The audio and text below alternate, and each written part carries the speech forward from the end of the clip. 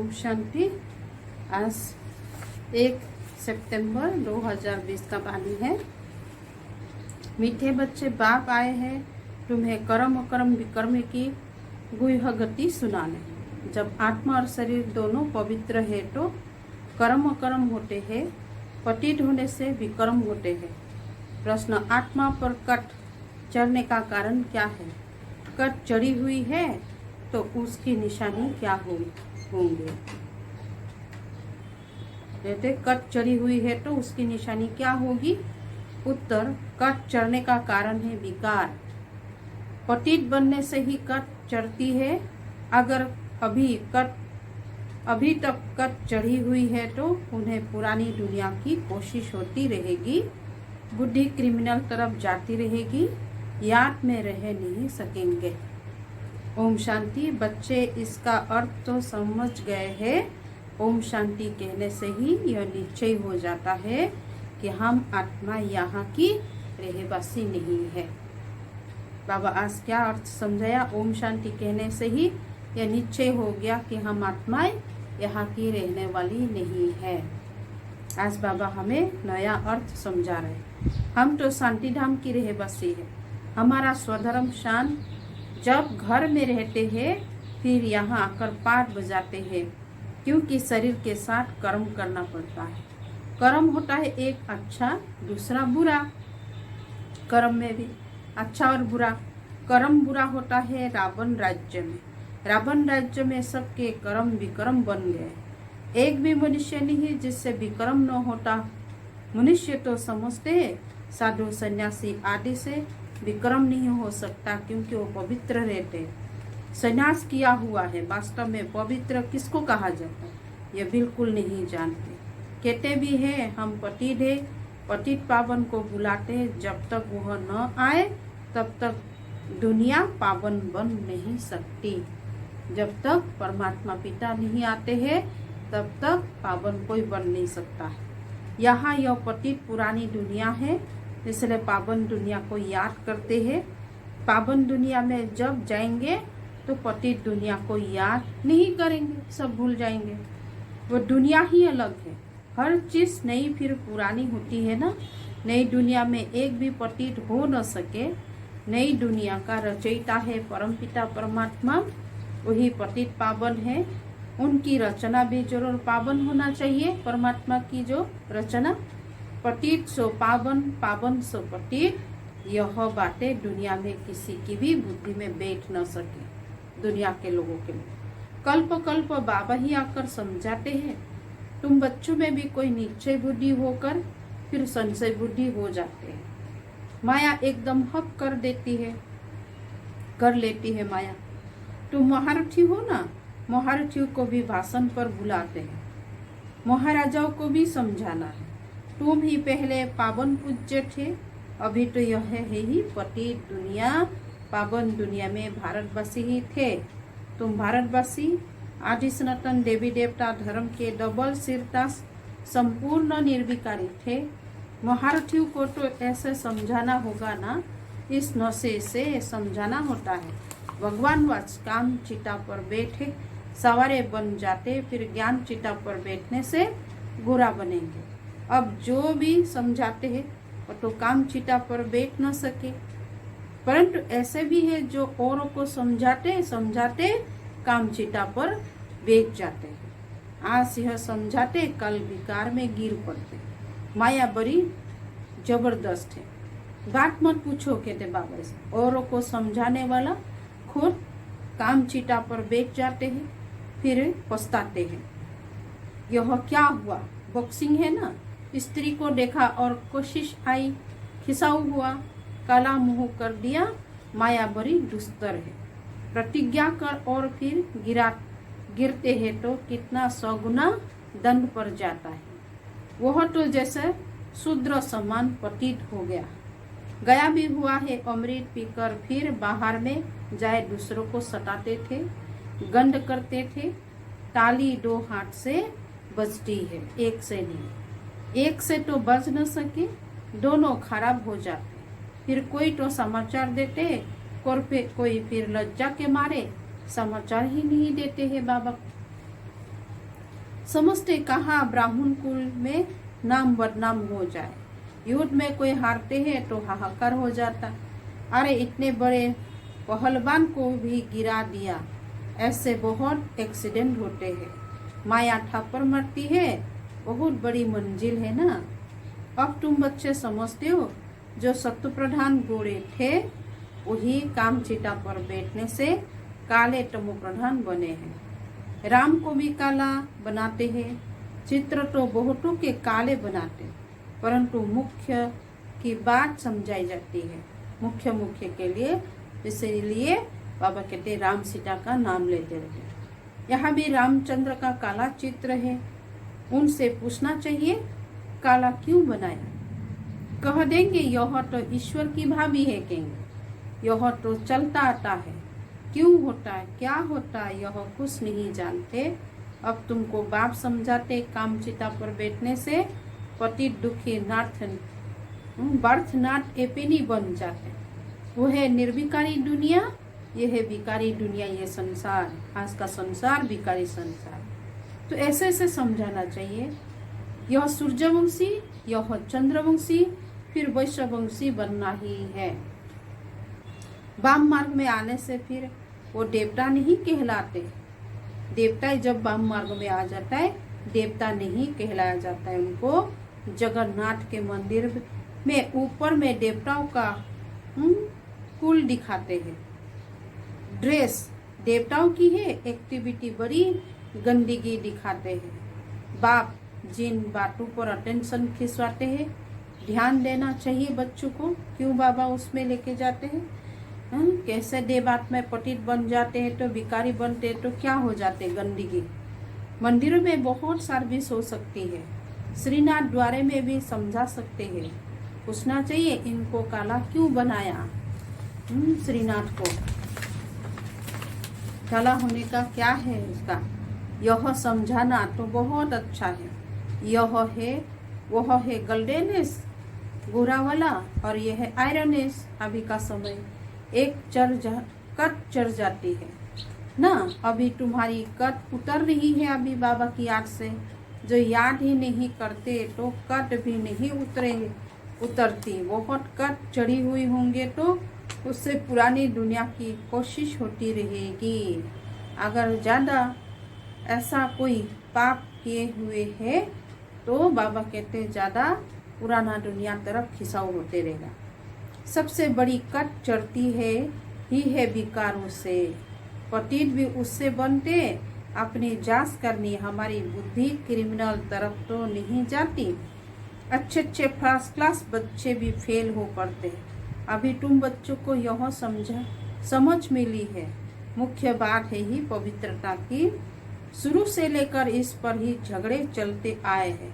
बाप ने ही यह युक्ति रची, सब कहते थे हम ज्ञान अमृत पीने जाते, अमृत ज्ञान अमृत है ही ज्ञान सागर के पास, शास्त्र पढ़ने से तो कोई पतित से पावन बन नहीं सकते, पावन बन फिर पावन दुनिया में जाना है, यहाँ पावन बन फिर कहाँ जाएंगे। लोग समझते फलाने ने मोक्ष को पाया, उनको क्या पता, अगर मोक्ष को पा लिया फिर तो उनका कार्यक्रम आदि भी नहीं कर सकते।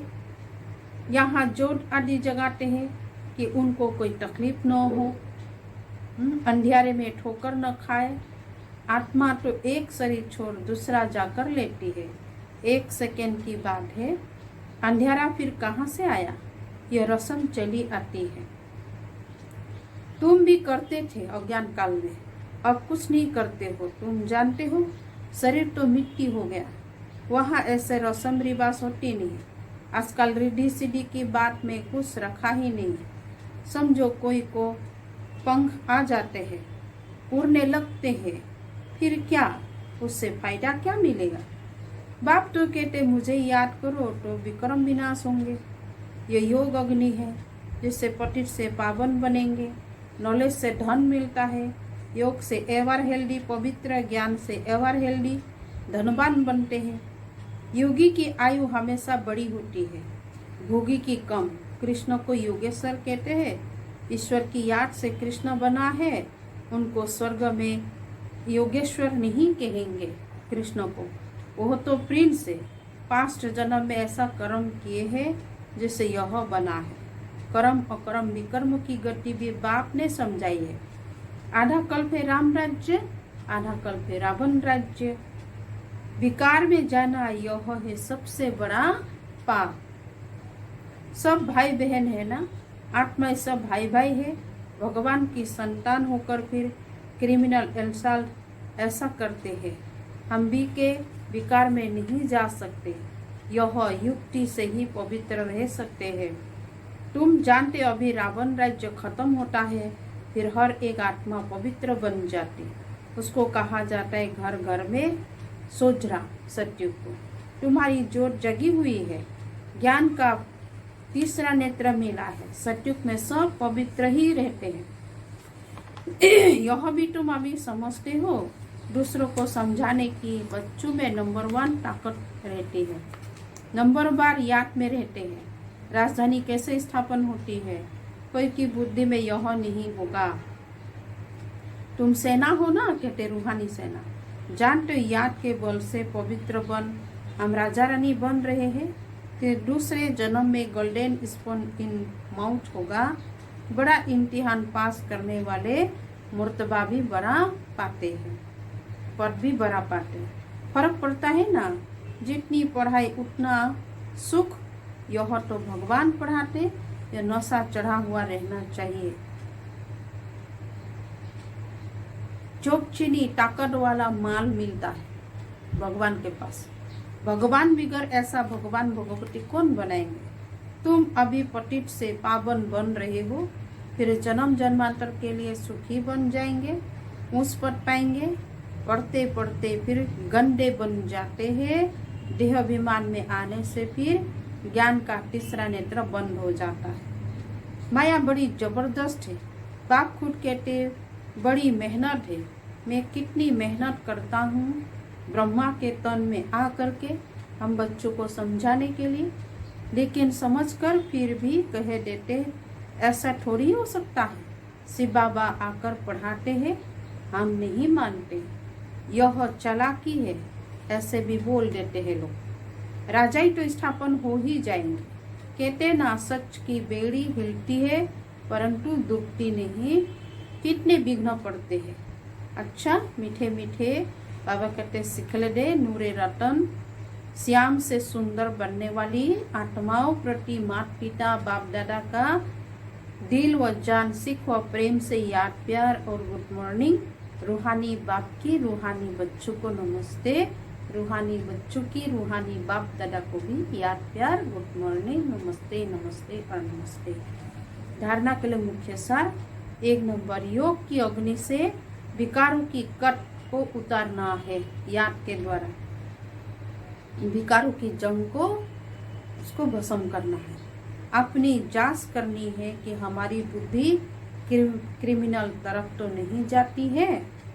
2 नंबर, निश्चय बुद्धि बनने के बाद फिर कभी किसी भी बात में संशय नहीं उठाना है।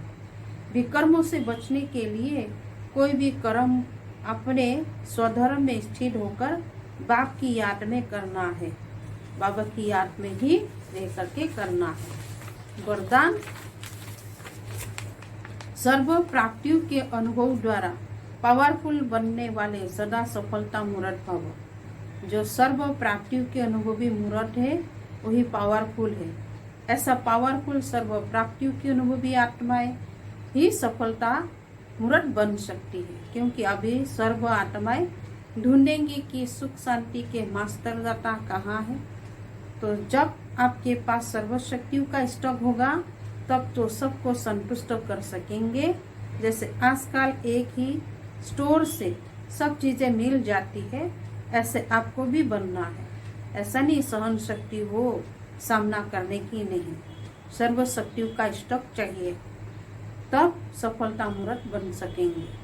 स्लोगन है, मर्यादा ही ब्राह्मण जीवन के कदम है, कदम पर कदम रखना माना मंजिल के समीप पहुंचना।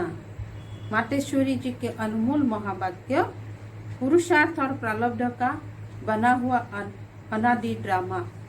मातेश्वरी, पुरुषार्थ और प्रारब्ध 2 चीज है। पुरुषार्थ से प्रारब्ध बनती है। यह अनादि सृष्टि का चक्र फिरता रहता है।